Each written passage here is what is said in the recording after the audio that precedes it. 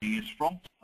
So my name is Tim Marston, and I am here today to lead a presentation and discussion on NoSQL and the Internet of Things, demystifying some of the emerging trends that you will probably already have heard about in the market. So, to give you an idea of who I am, to be talking to you about these things, I lead partnerships and alliances across Europe and Asia for DataStax. Previously, I've worked for automation vendor Midvision, I've worked for MongoDB, and I've worked for Red Hat, so sort of a background in open source and emerging technologies. What we will be going through today will be some background to the evolution of the database market from a technical perspective, understanding where the concept of the Internet of Things has emerged from, and then looking at how NoSQL technologies and their different shapes of solution address this challenge. Then, in particular, we will look at Apache Cassandra from a high level, some specific customer or rather user examples of how Cassandra has been used to address the Internet of Things, and then a little more detail on the technology from a more technical perspective. But I will keep that to a shallow dive, not a deep dive, but I'm happy to answer any questions that you may have. So please use the chat window to ask questions as we go, and we will endeavour to answer those as much as possible. So a quick, concise and very abridged history of the database. So originally the first databases were very simple hierarchical systems, but in 1970 Edgar Codd postulated the relational data model. He was working at IBM at the time, and by the mid-1970s you had both Oracle and IBM emerging as database vendors, each presenting their own solution around the relational data model. And this, as you are all no doubt aware, has become very much the dominant form of data management over the last 40 years.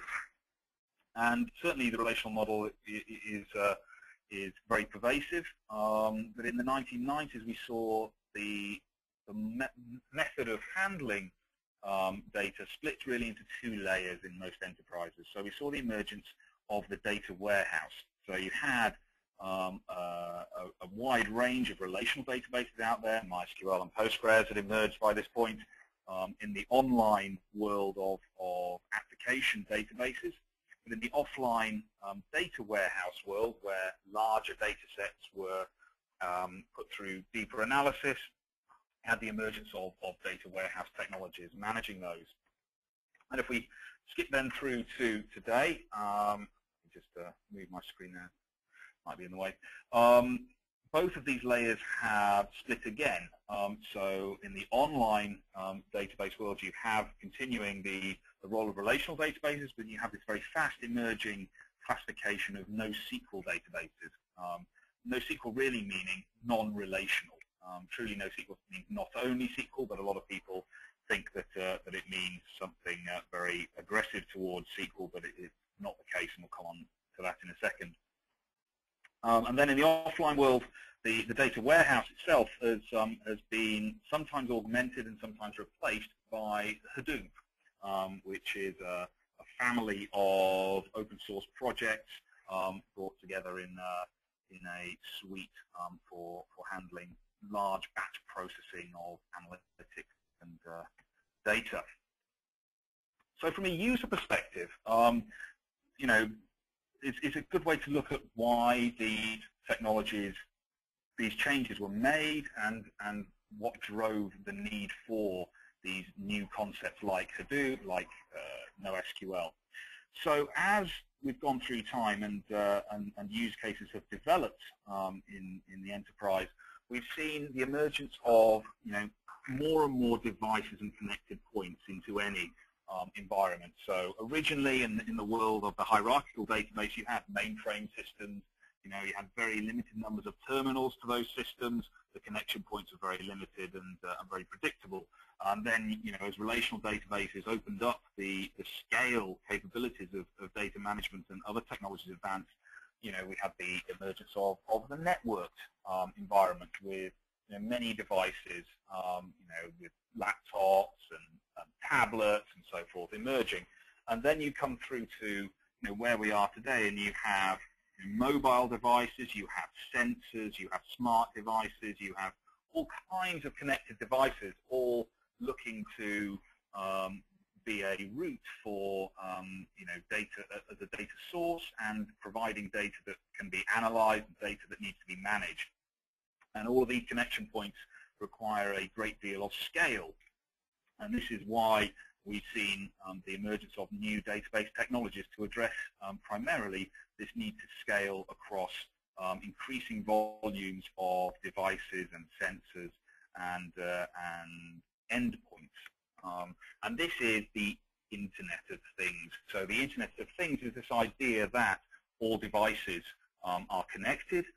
It's the idea that in everything from your refrigerator to your phone to your car to potentially even the packet around the food that you're consuming may contain in the future devices and chips that will feed into a database somewhere that will be analyzing that data or providing a service around that data to you as a consumer. And this is then where we see the need for new solutions.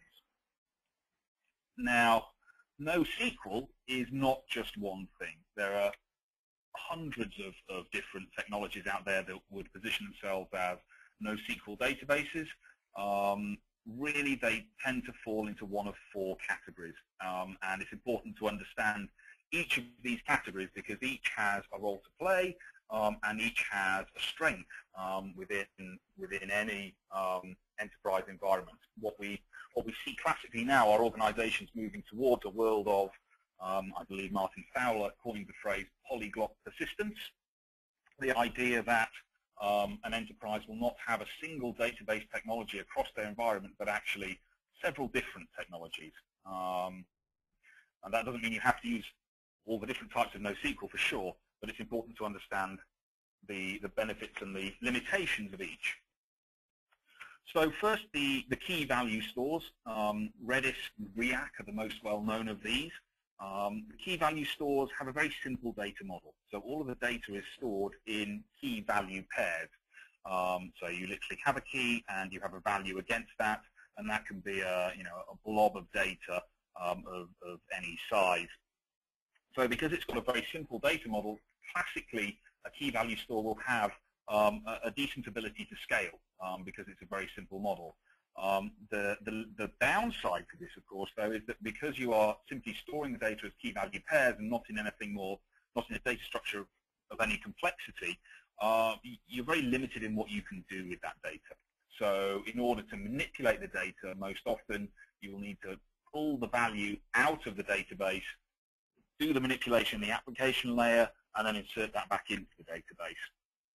So, Redis, for example, is very often used as a caching layer on top of other databases, and that's where this sort of very performance, key value model can apply. Next come the column family stores. The most well-known of these are Apache Cassandra and Apache HBase. Cassandra is obviously the technology we'll be talking about some more in a little while. HBase is the database within the Hadoop suite, and these two technologies have one very big similarity, and that is the data model. So both take root from the Google Bigtable principle. I've provided the link there in case you're not familiar with Bigtable. It's a proposal from Google from several years ago now as to a non-relational database model, and it allows you to have rows and columns still in the way that you would with a relational database, but much more flexibility around how many rows, how many columns, and it's without a rigid predefined schema. So you're able to insert columns and have different numbers of columns on each row, generally allow for a changing data environment very easily. The difference between HBase and Cassandra is that HBase is based on the big table data model and then is a master-slave architecture. It's very suited for Hadoop, which is what it's designed for high read environments and for supporting that sort of offline analytic environment. Cassandra, as we'll come on to again in a bit more detail in a moment, is a distributed database, so very performance with online mixed workloads of reads and writes. The third category then is the document databases. MongoDB is probably the best known in this category here. CouchDB is another technology that falls in this space. And the document stores store the data in the JSON format. So a rich document format, JavaScript object notation. And this allows for very sort of readable data output. It can be very sort of natural language type data storage, and the technologies do allow also for some scale around the database as well.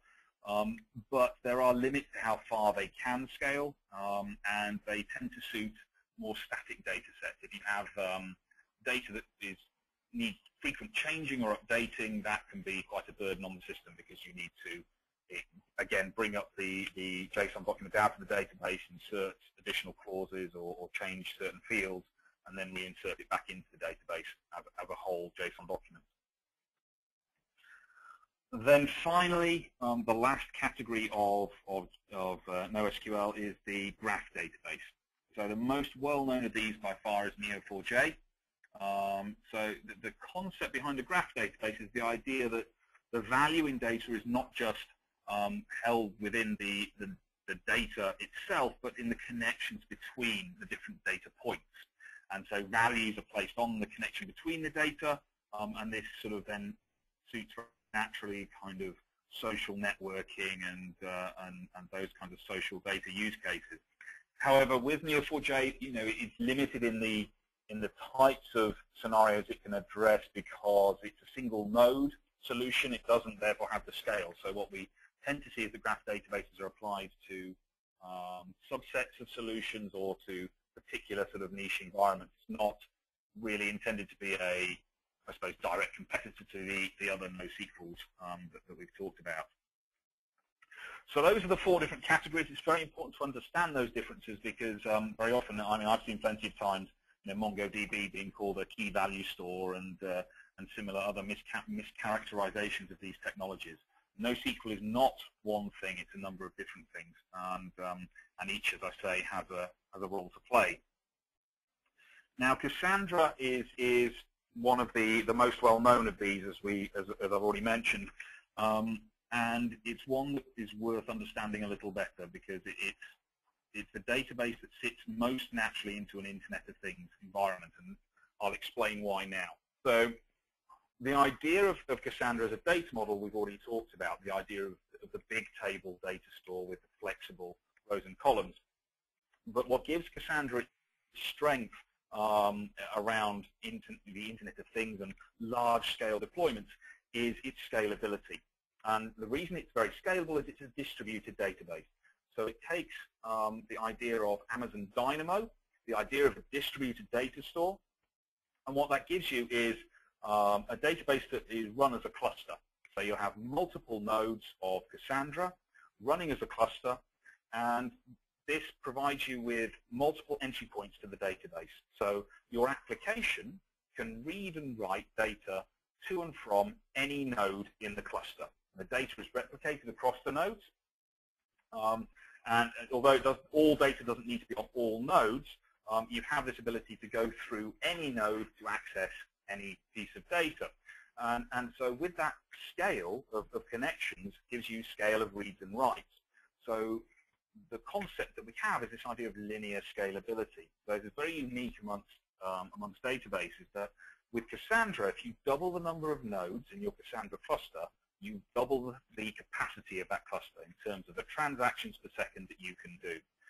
And classically, we see the performance being around 2,000 to 3,000 operations per second per CPU core in a cluster. And you can just sort of multiply that up by the number of operations you need to to get the idea of the sort of the size of cluster you might need.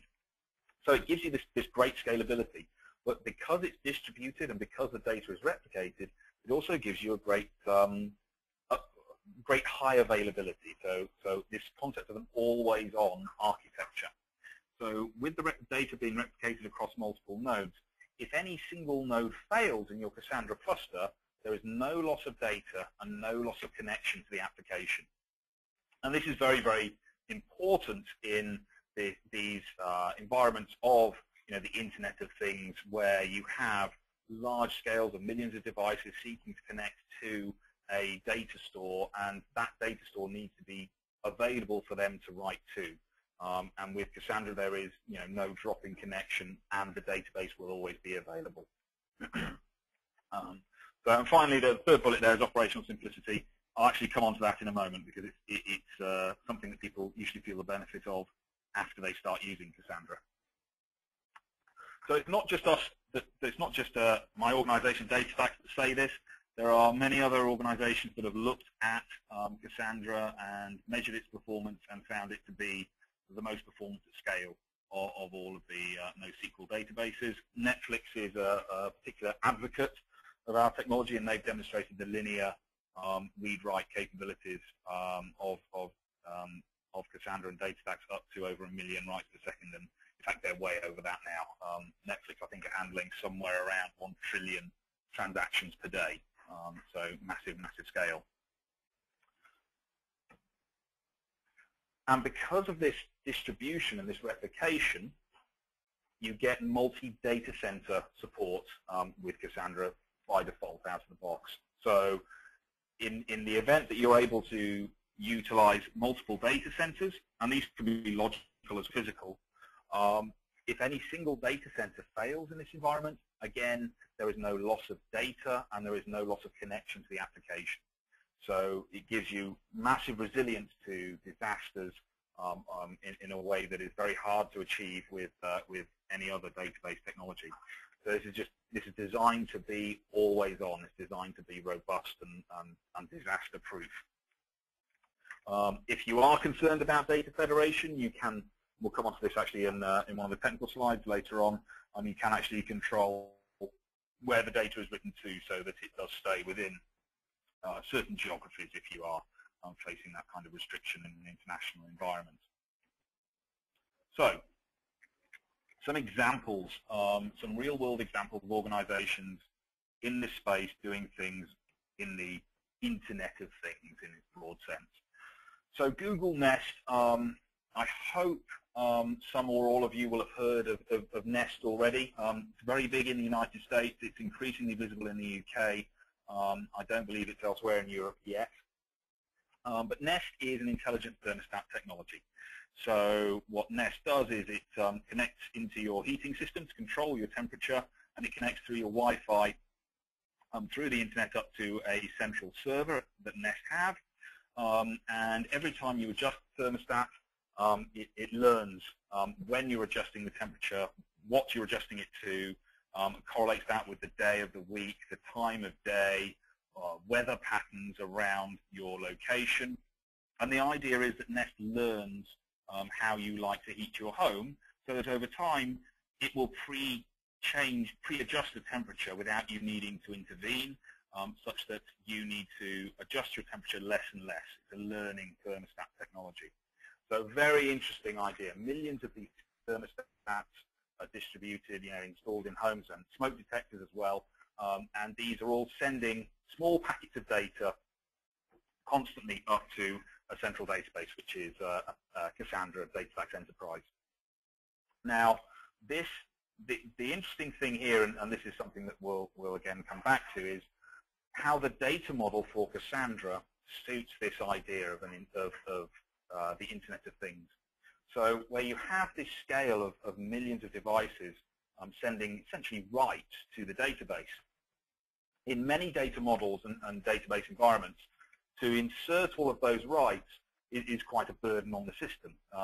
So with a relational model, you either be creating new tables, or you might have to expand your schema and add columns. In a MongoDB environment, you would need to unpack a JSON document, insert the additional timestamp of information, and reinsert that JSON document back into the database. With Cassandra, you simply add a column onto a row.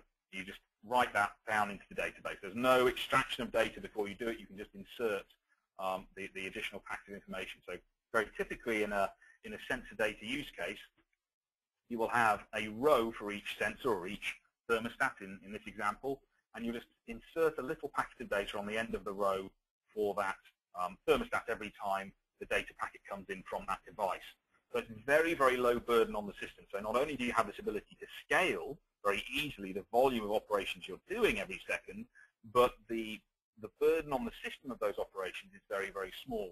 So it keeps it very efficient for this kind of environment.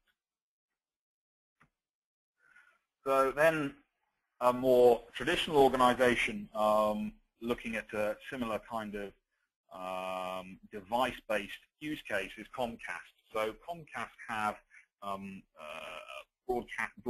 cable broadcasts in the US for millions of homes over there, and they have a set-top box that sits on top of the television and provides that access to digital content and additional interactive content.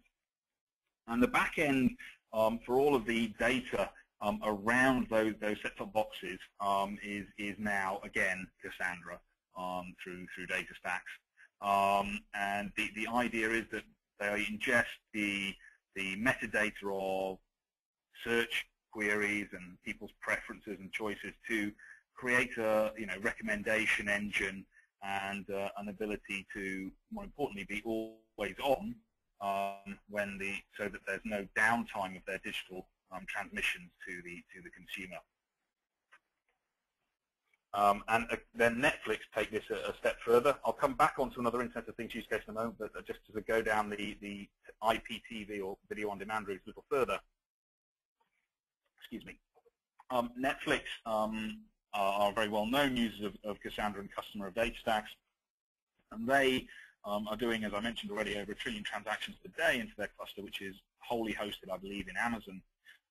But the interesting thing with Netflix is they look at the metadata from their users in terms of search preferences, favorites, what programs you're watching to the end, what you're not watching, and they store all of this data. And the analysis of that data in terms of user preferences and favorites led them to believe that a new series starring Kevin Spacey and directed by a certain director, produced by a certain producer, would be a commercial success. And so it was on that basis that they commissioned House of Cards. Now, obviously, House of Cards was a big commercial success for them, and so now, very publicly, they've stated that the analysis of this data is driving their commissioning strategy going forward. So Orange is the New Black has now come out, and there are other programs as well where the definition of what they will create is being informed and driven very often by the analysis of this data. So it's giving them a competitive advantage in their commissioning through understanding this data set. But it's not just these newer, more emerging organizations that are benefiting from these kinds of use cases. Walgreens is a large US retailer. If you've traveled to the US, you will probably know them. They started, I think, as a drugstore, but they're much more of a general grocer and retailer now. What Walgreens have done is taken the data that comes from sensors on their lighting, their heating, their refrigeration units, all of the electric devices around their bricks and mortar stores, of which they've got over 8,000. And they have ingest all of that into a DataStax database on the back end, and that gives them the ability to analyze and understand where the infrastructure may be failing, where there's need for replacement, where there can be efficiencies around when devices are turned on and off, and essentially it's giving them a means to reduce their energy consumption across these stores by 20%. Now, for a traditional retail organization with such a large network, 20% reduction in energy bills is actually quite substantial, and is again a means for them to is a competitive advantage for them against their competitors, because they can as a consequence of reducing their energy consumption, potentially reduce prices on products on the shelf and thus drive an increase in their market penetration. So they've spoken publicly about this. The link is there. By all means, have a look at it on YouTube. But it's a great example of how it's not just new and emerging brands that can benefit from the Internet of Things and the idea of sensor data and ingesting and taking value from, having these data points available to an organization. So I've sort of blurred the lines a bit between Cassandra and DataStax.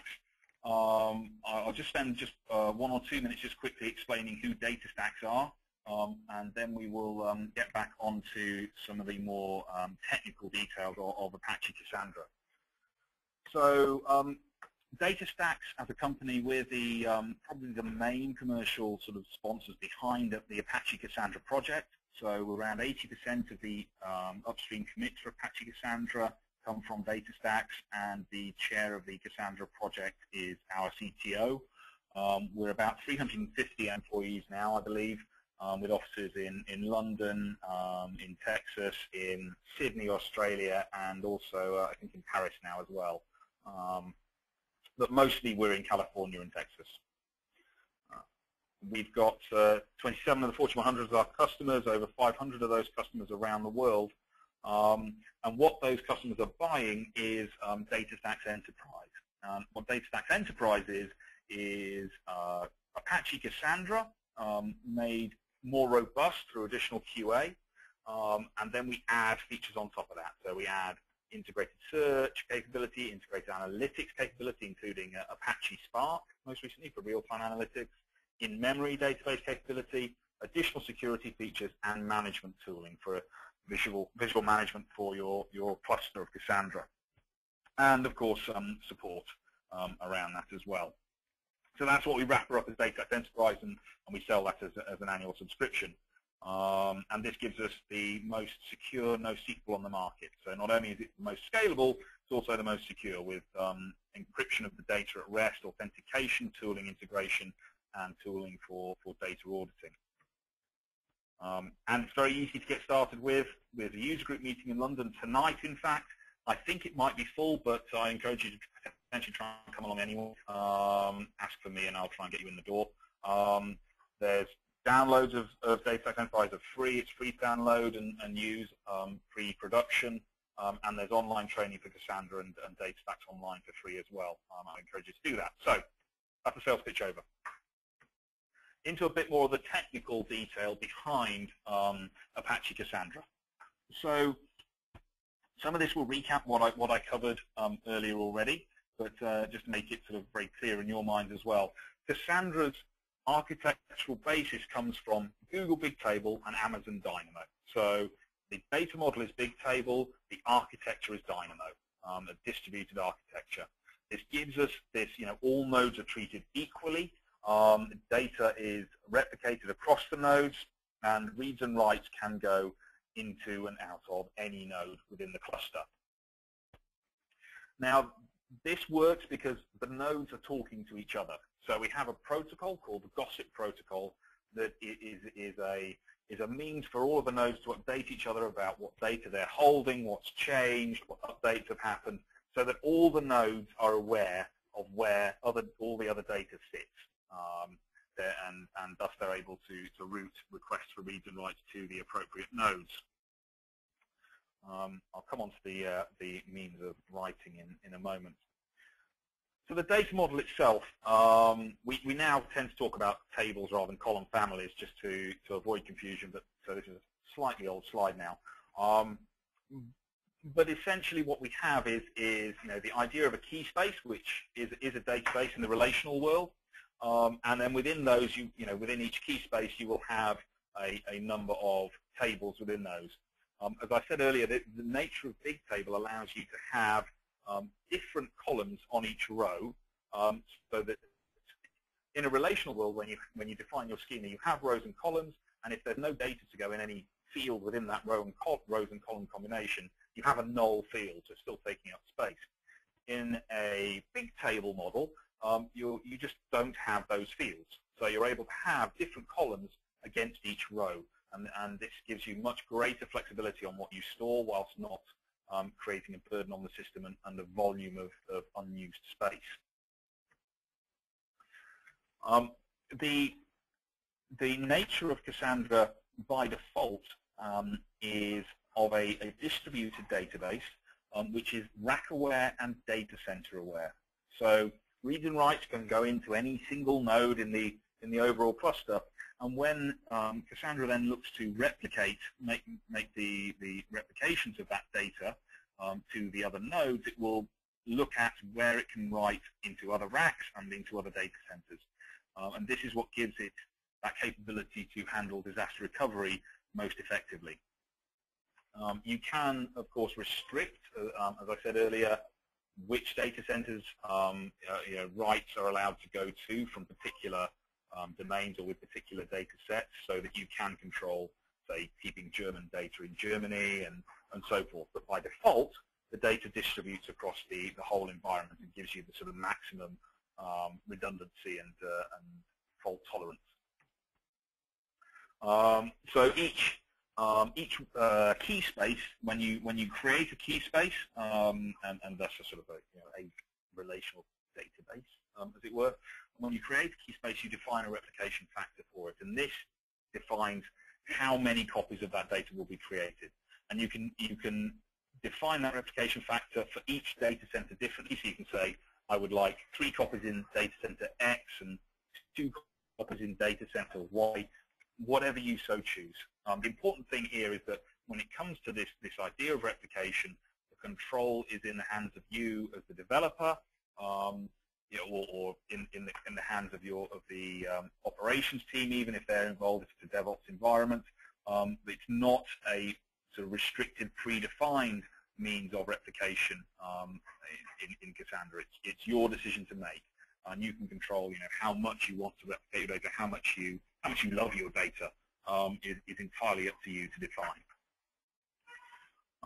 So the writes in Cassandra go through the memory. So they're going to commit log, going to mem table. As the mem table fills up, it flushes out to an SS table, a sort strings table, which is immutable. And then periodically, as the SS tables build up, as they sort of multiply, then periodically there'll be a compaction process that crushes them down into a more efficient size. The important thing to understand here is that all this happens automatically. So from a write perspective, it will, as soon as it hits the commit log, that is as good as in disk. So there's no risk of sort of losing data between memory and disk because it goes into the commit log. Now, one of the, and this is perhaps something I should have covered earlier in the session, one of the differences between some of the NoSQLs is consistency model. And many of you will have heard of eventual consistency. So Cassandra has an eventually consistent data model. But eventual consistency does not mean your data is not consistent. It's one of these areas that is important to understand in a little more detail. So with Cassandra, you cannot do an ACID transaction. That is true. But you can read and write consistently into the database. And the means that you have to do this are the write concerns and the read concerns. So you can change the consistency of your writes and the consistency of your reads to allow you to cover all of your nodes. So if we look at the writes first, we have all these different terms, any one quorum. The quorum is really what we're talking about here. So in a classic Cassandra deployment, the replication factor for key space will probably be set to 3. So you have 3 copies of the data. And what that allows you to do then is use the quorum thing. So you can say, okay, I want the write to be confirmed by a quorum of nodes before the application will move on. So if you do that and you set a replication factor of 3, that means that once the write has been confirmed by 2 nodes, the application will consider that write to be complete and will move on. Because if the third node has failed, for example, it will catch up because the other two nodes will drive the updates to it in due course. If then when you come to read the data, you say, I want a quorum on the read, then the application will look to the nodes that hold that data. And if you've got a replication factor of 3 again, it will look for the same data to be held on 2 out of the 3 nodes. And assuming you have that quorum, it will accept that read and take that data.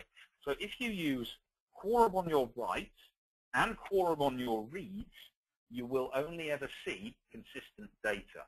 It's a very important concept to understand because they're very often, and this is not just Cassandra, people will look at the NoSQL databases that have this eventually consistent data model and say, well, I want to be able to rely on my data. You can rely on your data in Cassandra. It's very important to understand. And you can set the quorum to be a global quorum, to be a local quorum. And local quorum means within a logical data center. So again, that going to a quorum reads or writes does not mean that you have to depend on sort of low latency connections over the WAN to distant data centers.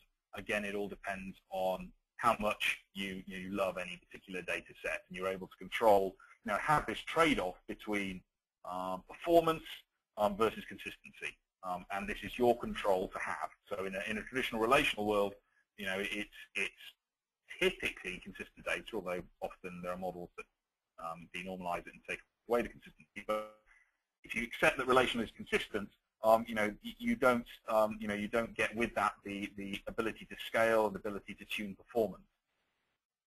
Whereas that's what you have here. So you're just being given more control, an ability to tune the system for each data type in the way that you need it to be for your project, your use case. And finally, one of the things that's emerged in the last, I think it's year to 18 months, that is making Cassandra easier and easier to get started with is the query language. So CQL, which is the sort of Cassandra version of SQL. The syntax with CQL is very, very similar to SQL. So a lot of the commands are the same. A lot of the language is the same. For sure, the data model is different, underneath. But the means that you have of querying the data are very, very similar, and this gives you, a much smaller and easier learning curve to follow to become comfortable working in a Cassandra environment. And we've even gone so far as to provide a free development tool for this purpose. So we have Dev Center. I think it might have been reskinned since I took this screenshot, but Dev Center is a Toad-like development tool to allow you to develop and run your queries against the data set. So that makes it all a lot easier, and I believe that might be my last slide. So as I warned eSynergy, I do talk very quickly. We got through all of the content. Were there any questions in the chat window?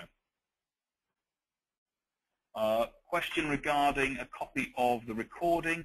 So yes, this session has been recorded. It will be shared by eSynergy out within today, I'm being told. Yep. So this recording will be available later today.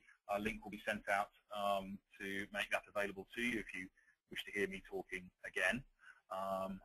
More full you. Any other questions? Okay. So another question is, what is Cassandra not suitable for? So that's a good question. So Cassandra we certainly position as a general purpose database, but certainly there are situations where other technologies would be more appropriate. So for example, if you have an absolute definitive need for ACID consistency in your transactions, then a relational data model may still be appropriate to you. Another example, if you have, and this is just being completely honest, if you have static product catalog data, so you have a very simple product catalog, it's unlikely to change massively, but you would benefit from sort of a rich data format, then MongoDB could be more appropriate for you. So, Cassandra can address that sort of use case, but other technologies can be appropriate. Importantly, I think where we don't see much overlap is with key value stores, because you can, of course, change the data model within Cassandra, or set the data model within Cassandra to behave like a key value store, with just storing the data in key value pairs in its simplest form. So you can get those same benefits of scale as you get with Cassandra anyway, which is one of the benefits of a key value store also, but you don't need to use an additional tool to do it. Okay, another question. Is Cassandra suitable for authentication and authorization of users using security? Great question. So Cassandra out of the box, let me just go back a few slides. There we are. So Cassandra out of the box can handle, a certain amount of sort of login ID information. The enterprise sort of wrapper version that we provide has, integration points for LDAP, I believe, in Kerberos. So that will be the means that you would have for more classic authentication and authorization with Cassandra. Hopefully that answers it. Can I use Cassandra for storing user-related information? User-related information, so that can mean a lot of different things. If the concern around storing user-related information, it relates to the authentication piece, and of course that the authentication piece is handled by Kerberos or LDAP. If it's more around maintaining the security and integrity of personal information, then I would look to the encryption that's provided. So the data between nodes is encrypted. The data transaction between nodes within a Cassandra cluster is encrypted, and similarly from the node to the client is also encrypted. And that's just within sort of community Apache Cassandra. In the enterprise products, we do provide encryption for the data at rest. And if the level of sort of personal data is such that you need even levels of encryption management or so forth beyond that, then we do have partnerships and integrations with Vormetric and Gazang for that side of things. So it depends. I may have gone a bit further than you intended, but it depends on what sort of data you're storing. But certainly the principle of can I store sensitive information in Cassandra, I would say certainly there is no problem with that, particularly in the enterprise product with the encryption facility. Okay, any other questions?